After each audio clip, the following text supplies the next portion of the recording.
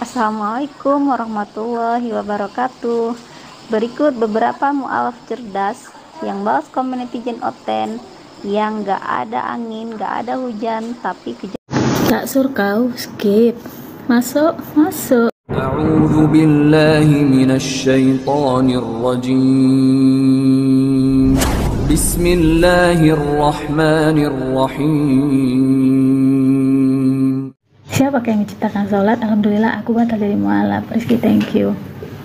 Alhamdulillah juga aku bilang, Rizky. Kenapa? Karena gini, ini pendapat aku ya. Orang yang login belum belajar tentang Islam dengan benar, ini resiko tinggi nih kembali ke habitat. Untunglah kau belum, ya kan? Jadi nggak ngotor-ngotori rapot. Belajar dulu lagi yang benar. Kalau udah belajar yang benar, insya Allah mu'alafnya itu. Amin, ya kan?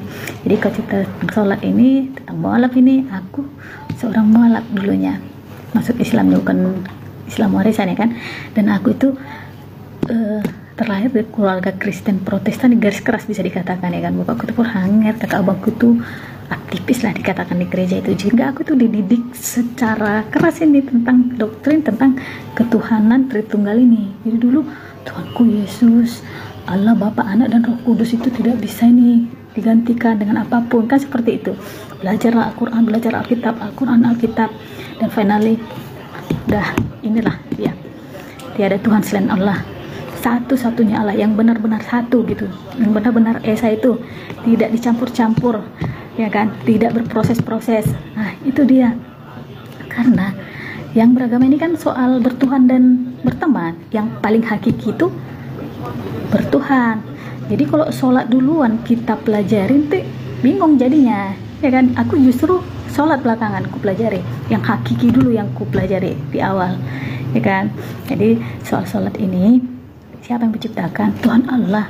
Ada tertulis jelas banyak ayat-ayatnya di Al-Quran loh. Salah satunya Al-Baqarah ayat 43. Tegakkanlah sholat, tunaikanlah zakat, rukuk bersama orang yang rukuk. Bahkan gerakan-gerakannya itu juga itu diajarkan oleh Allah itu. Melalui malaikat dipraktekkan, disaksikan oleh Nabi Muhammad SAW ketika peristiwa Isra Mi'raj. Itu cinta. Jadi aku mau cerita share pengalaman pribadi ketika aku udah mulai sholat itu ya dulu ya, udah lama kali ini ya. Aku gini terpikir langsung, wih, ini aku harus membandingkan ya teman-teman. Jangan kalian bilang jangan banding-bandingkan, harus dibandingkan. Bagaimana kita mengetahui sesuatu itu bersih kalau kita tidak pernah sama sekali melihat yang kotor? Ya kan?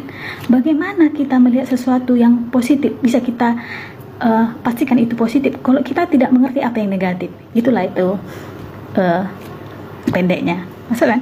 Ya.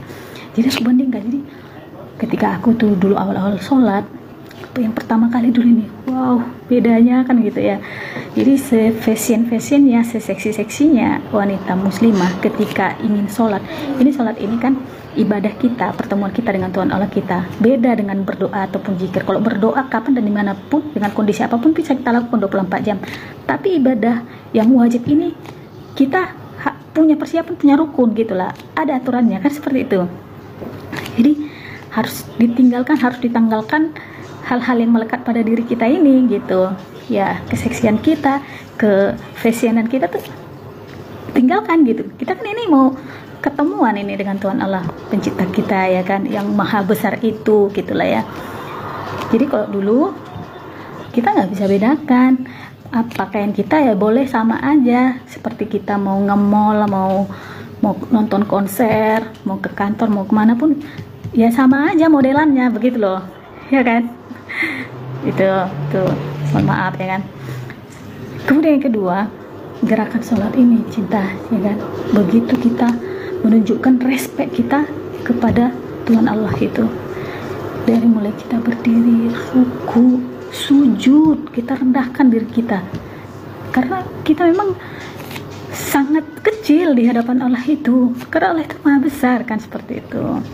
Kalau dulu gerakannya seperti apa gitu, aku dulu pernah masuk di karismatik, ya kan, sampai jingkrak-jingkrak aku, kok kayak konser Peter Pan ini di lapangan Merdeka dalam hatiku ya kan, karena cuma beberapa kali aku dulu di karismatik itu.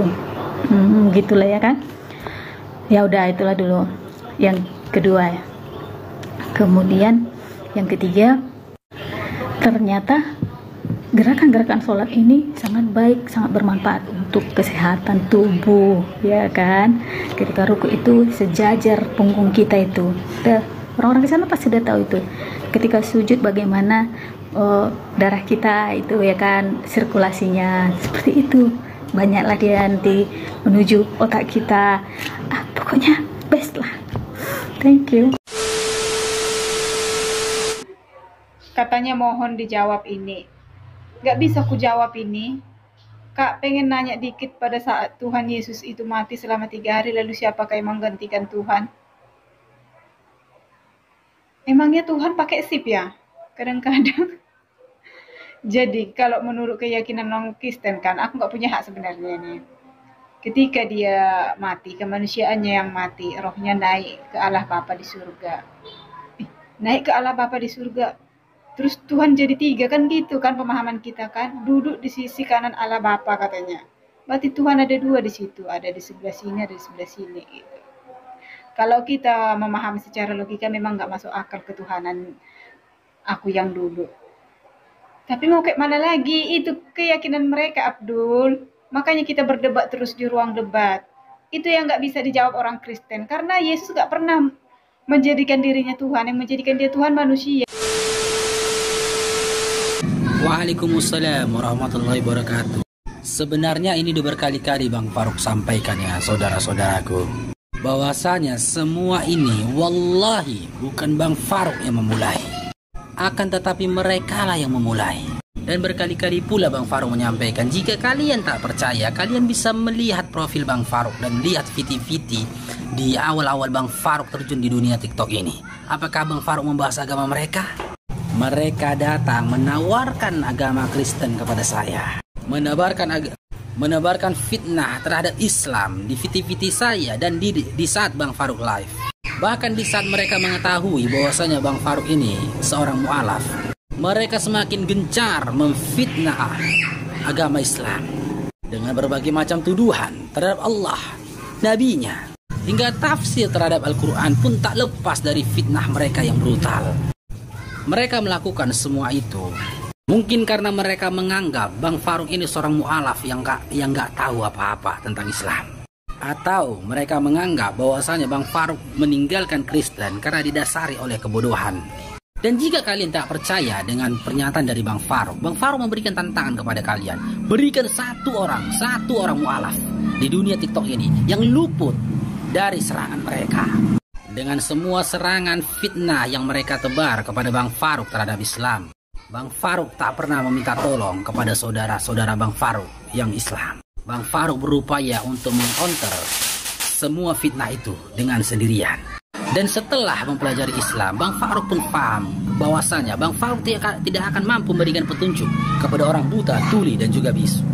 Dan perlu kalian ketahui, Bang Faruk tidak akan menyenggol jika Bang Faruk tidak disenggol. Dan itulah salah satu alasan kenapa Bang Faruk nyaris hampir tidak pernah seliwiran di rum-rum lintas agama.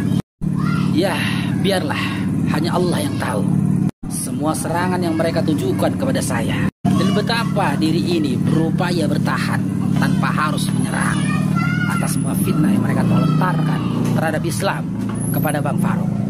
Biru Bida, Rafika Yaksa, free Palestina. Assalamualaikum warahmatullahi wabarakatuh. Thank you.